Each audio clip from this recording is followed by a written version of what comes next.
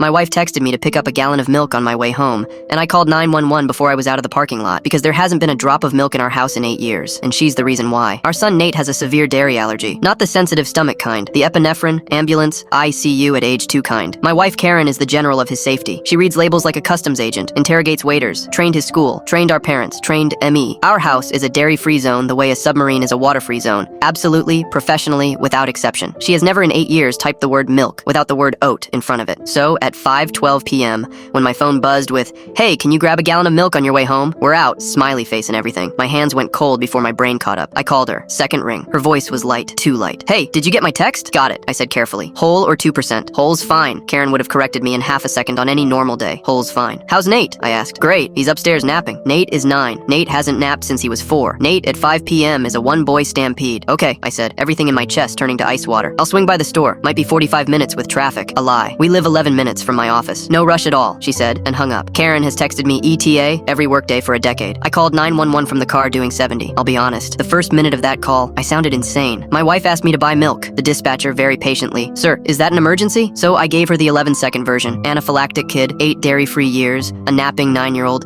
a wife telling me to take my time. There's a name for this, I learned later. A duress signal. The dispatcher stopped being patient and started being fast. "Units are rolling. Do not enter the house. Stay on the line." Then I did the only other smart thing I had in me. I called Frank across the street, retired sheriff's deputy, permanently stationed at his front window since his knee surgery. "Frank, look at my house." 10 seconds. "There's a gray sedan backed into your driveway. Backed in, I don't know it. And your blinds are down." Pause. "Buddy, Karen opened those blinds this morning. I watched her do it." Backed in, ready to leave fast. I drove through 2 red lights. When I turned onto our street, it was already wrong in the way TV never prepares you for. Quiet. 3 cruisers parked short of the house. No sirens. Officers moving low along my hedge like the whole block was holding its breath. An officer caught me at the corner and would not let go of my arm. "We have contact with the interior. You being visible makes it worse." So I stood behind a door of a police car and watched my own house like it was a stranger's. 19 minutes. That's how long it took. Later they told me the negotiator kept him talking on the house phone while 2 officers came through the back. The same back door he'd forced while Karen was starting dinner. He'd cut through the neighborhood behind us after a botched robbery 2 towns over and picked our house because the yard was fenced. He had a knife. He'd made Karen text me something normal so the house would stay quiet until dark,